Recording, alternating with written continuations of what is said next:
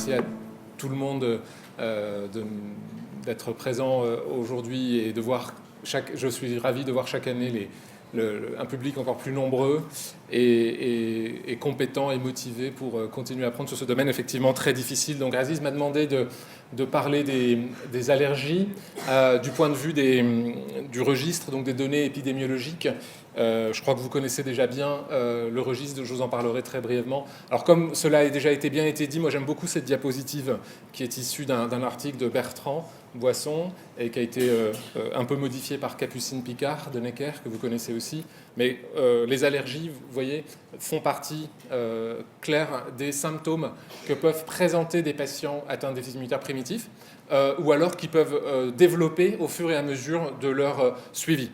Alors, je voulais jouer un tout petit peu avec vous sur des diagnostics parce que très souvent en clinique, quand on voit des patients qui ont des allergies, souvent on se demande si c'est purement allergique ou s'il n'y a pas un déficit immunitaire. Alors, je ne sais pas si vous voyez bien les photos parce qu'évidemment sur un ordinateur c'est toujours plus joli, mais si on peut éteindre les lumières qui sont juste là, je pense que ça pourrait être mieux pour vous. Mais juste un petit quiz. Vous avez le droit de vous avez le droit de poser des questions. Alors je vous raconte l'histoire quand même un petit peu. Donc à l'évidence c'est un nourrisson, c'est un petit garçon là ici que j'ai pris en charge il y a quelques années et qui a des lésions cutanées inflammatoires, cellulisantes. Là il a une lésion ici, mais il est tout rouge en fait. Il a donc ce qu'on appelle une érythrodermie, n'est-ce pas? Alors voilà, donc on est dans un congrès de déficit immunitaire, donc il y a des chances que ça soit un déficit immunitaire, mais lequel? Alors, apparemment, ça peut passer les diapos. Donc, vous voyez, là, donc, j'ai entendu le diagnostic syndrome de Omen, je viens d'entendre le syndrome de Netterton. Donc, tout ça, c'est effectivement très... Voilà, donc vous voyez qu'il a des cheveux, là il a déjà une érythrodermie très sévère, enfin la bouche est très... la peau est très épaisse, il est douloureux, il est inflammatoire, et là il a les cils qui sont tombés pour la plupart d'entre eux, on voit que les paupières sont très épaisses, les yeux sont gonflés, il a du mal à ouvrir les yeux, et puis les cheveux, bon, on sent bien qu'il y a quelque chose qui n'est pas normal à ce niveau-là. Alors, un petit peu de clinique, donc une pachydermie, c'est un épaississement de la peau, comme les éléphants, on dit, alopécie et dépilation de la queue des sourcils, et puis il a aussi une diarrhée. Alors, il a donc un œdème à retard de croissance, même s'il n'est pas très vieux, il a déjà perdu du poids.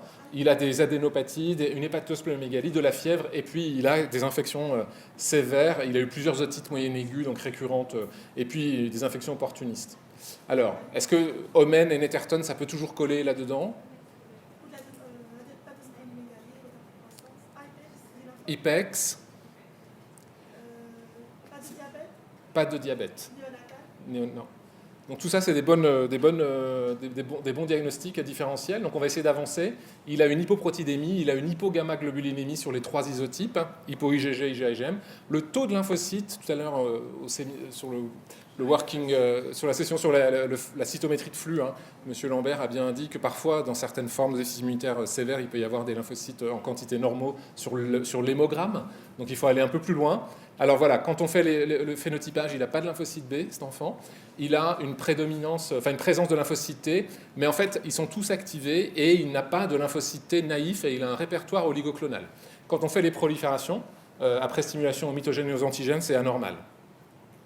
Et puis, sur l'hémogramme, on constate qu'il a aussi une hyperéosinophilie. Donc le taux d'éosinophiles est très élevé chez ce patient. Et puis, il a aussi, alors qu'il n'a pas ou quasiment pas d'IgG, d'IgA, d'IgM, on est frappé par le fait qu'il a des IgE de manière très élevée. Donc il y a vraiment quelque chose qui n'est pas normal. Donc quand on n'a pas de lymphocyte B, mais qu'on a des lymphocytes T, mais qui ne sont pas les siens, comme ce ne sont pas des lymphocytes T naïfs, à son âge, il devrait y avoir quasiment que des lymphocytes T naïfs, eh bien, on pense quand même à un déficit immunitaire qui touche l'ontogénèse des lymphocytes T. Et donc, les lymphocytes B sont ici, donc il n'en a pas. On va dire qu'il n'a pas de lymphocyte T non plus, parce que ce n'est pas les siens. Et donc, on va dire que c'est T-, B-, NK+. Le tableau clinique colle plutôt bien avec un déficit en RAG ou en Artémis. Et donc, c'est effectivement un syndrome d'Omen. Donc, c'est une variante de SCID. J'ai une question. Comment le patient peut être B négatif et être hyper IgE? Oui, effectivement. Eh bien, la question c'est comment est-ce qu'un patient qui est B négatif, là, donc il n'a pas de B, comment peut-il produire des IgE? Eh bien, c'est un mystère. On a quelques formes de SCID avec des mutations classiques de RAG ou d'Artemis qui ont même des IgM et des IgG anti-CMV, par exemple, et qui sont clairement pas passés. Enfin, on sait que c'est eux qui les produisent parce que, par exemple, ils ont des IgM, donc c'est clairement pas passé par le sang maternel. Il n'y a pas eu de séroconversion maternelle CMV. Donc, il doit y avoir une population peut-être de plasmos résidents, peut-être de la rate ou d'ailleurs, qui sont capables de produire des IgE. Parce que le switch est possible dans cette forme-là, mais les IgE sont... on ne connaît pas bien le mécanisme de l'hyper-IgE. C'est localisé soit dans la moelle, soit dans la Probable. des syndromes hyper-IgM avec pas de B et on a des cas comme ça. Et quand on a fait la biopsie post-mortem, on a trouvé la possibilité. Ouais, ils sont probablement résidents quelque part, soit dans la moelle, soit dans les organes, et souvent la rate ou le foie. Donc ils ont une hyper... S'il vous plaît, je voudrais juste rappeler qu'on n'a pas beaucoup de temps, vous n'avez que 15 minutes. Ah, j'ai cru que j'avais 2 heures, alors c'est pour ça. D'accord, non, j'avais pensé 20 minutes, alors je vais me dépêcher. C'est classique avec Bertrand, mais c'est ça le pratique. Alors, donc effectivement, c'est une forme de SCID avec des mutations donc, dites hypomorphes. C'est pour ça qu'il y a un répertoire qui est oligoclonal, donc il y a quand même quelques populations de lymphocytes T à eux. Il y a plusieurs gènes possibles, y compris d'ailleurs le syndrome de Di-George. La microdélétion 22q11 a été identifiée comme étant possible de responsable de domaine. Alors, le diagnostic différentiel, ça peut être la GVH materno-fétale, donc c'est les lymphocytes T maternels. Et donc, il n'y a pas de capacité d'être rejeté par les T du patient. Donc, il y a une manifestation, comme en post-greffe de moelle. Monsieur Halif l'a expliqué tout à l'heure, c'est comme une GVH. Ça peut être aussi, on le voit beaucoup moins maintenant, mais quand les patients sont transfusés en globules rouges, mais ces transfusions ne sont pas déleucocytées, irradiées, eh bien, il y a des globules blancs des donneurs qui vont provoquer une maladie transfusionnelle. Et puis, il peut y avoir, dans ce cas-là, certaines formes d'allergie, pour le coup, authentiques, mais avec un phénotype très sévère, une dermatite atopique ou d'autres. Et puis, il y a des formes. Donc, le syndrome de Netterton, je l'avais mis là, effectivement, donc c'était plutôt bien vu. Et voilà, ça, c'est pour vous montrer, donc là, un enfant plus grand, mais une forme de syndrome de Netterton. Vous voyez quand même qu'il y a une proximité phénotypique entre ces deux-là. Bon, il y a d'autres formes dites, Kidd syndrome, donc ce sont des dysplasies des ongles. Enfin, les dermatologues connaissent ça bien mieux que nous.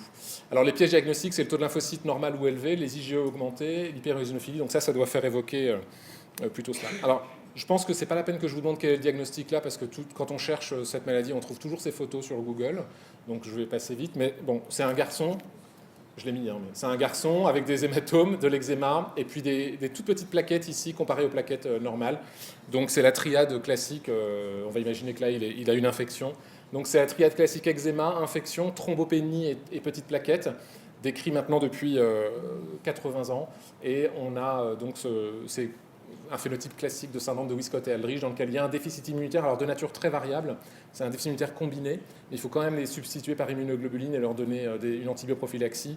Et puis la thrombopénie peut aussi s'accompagner de thrombopathie, ce qui peut faire qu'ils saignent un peu plus que d'autres. Et on avait publié, à partir des données du registre, donc il y a ce score qui va de 1 à 5, et puis on avait publié une variante qui s'appelle Early Onset syndrome pour les nourrissons qui sont atteints de formes extrêmement graves, donc souvent un eczéma extrêmement important, une colite inflammatoire, des vascularites, une auto-immunité, des cytopénies ou autres. Et donc on a pu amender un petit peu cette classification classique. Ça, pareil, je pense que vous connaissez. Donc pneumatocèle avec un niveau hydroaérique, des traits frustres, des fronts bombés, des lésions cutanées importantes. C'est le syndrome de Job-Buckley, je ne reviendrai pas dessus parce que tout ça a été magnifiquement bien expliqué par Bertrand.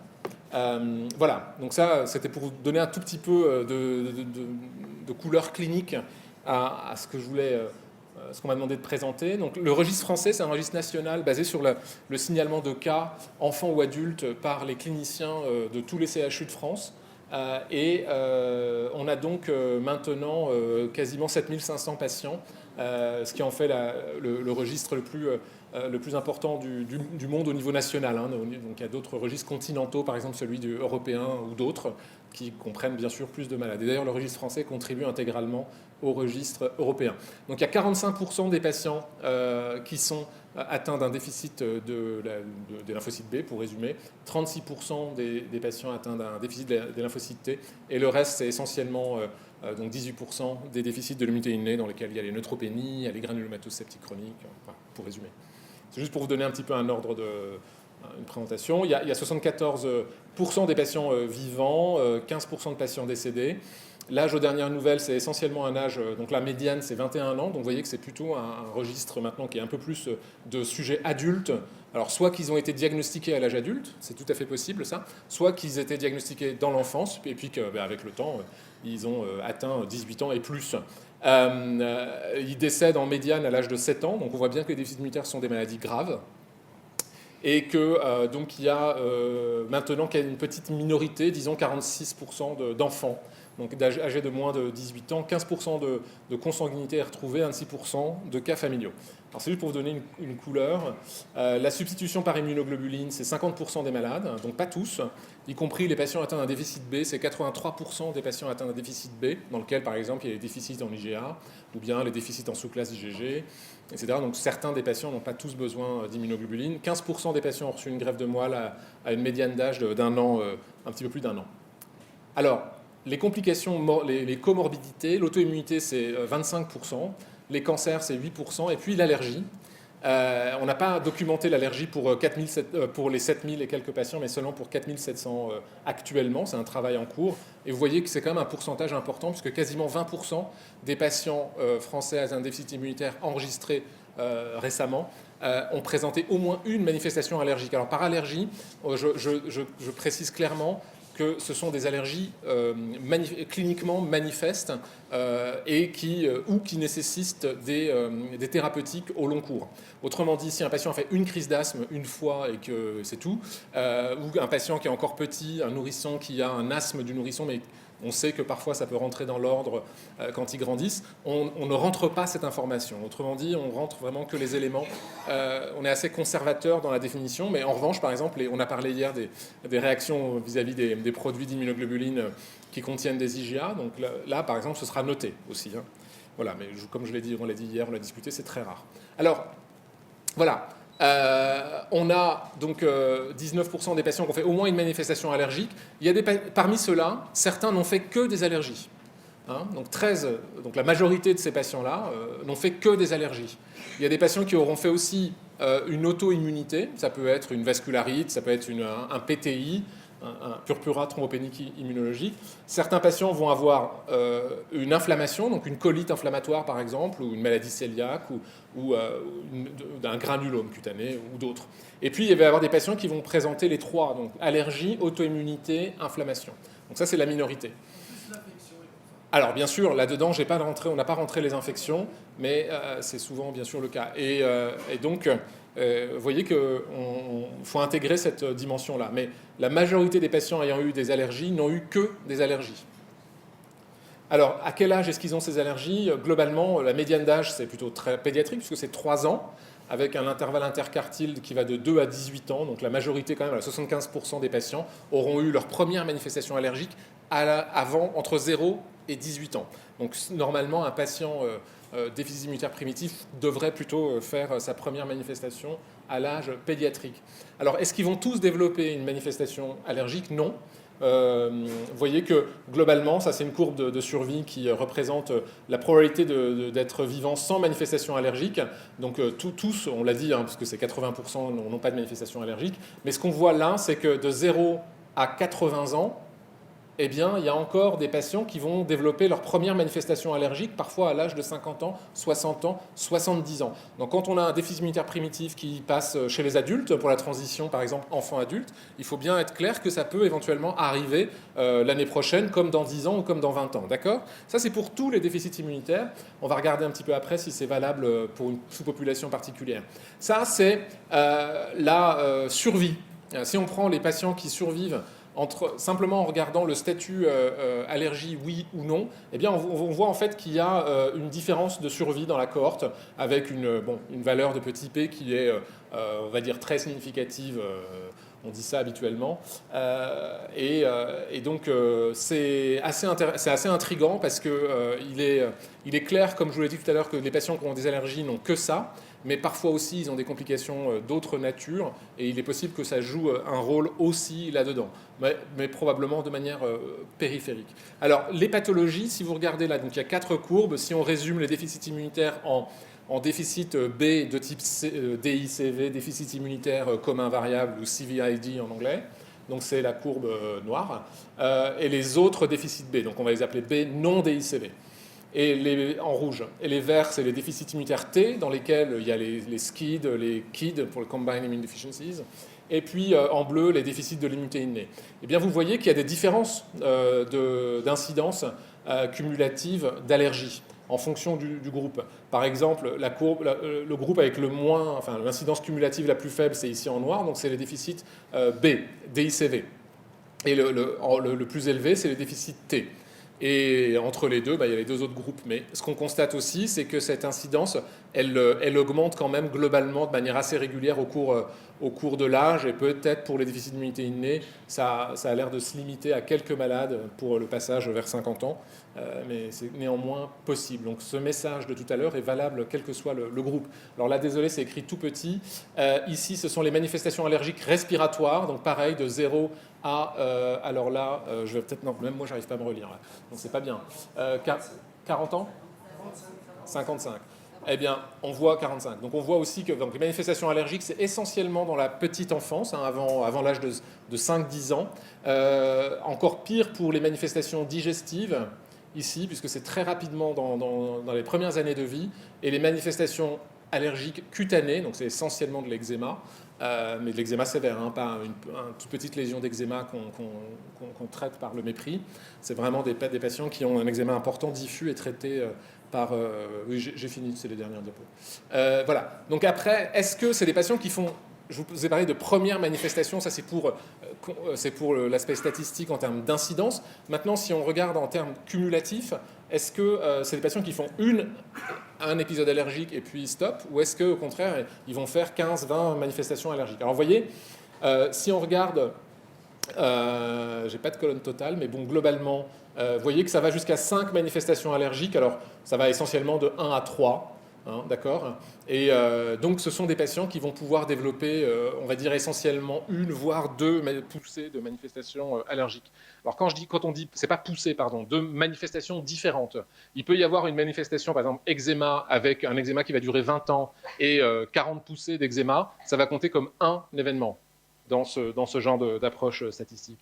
Et quand on fait une analyse bivariée, et ce sera vraiment la fin, on voit que plus d'allergies, enfin une fréquence augmentée d'allergies est associée de manière bivariée au type de déficit immunitaire. Alors il y en a plus dans les non-DICV et moins dans les déficits immunitaires innés.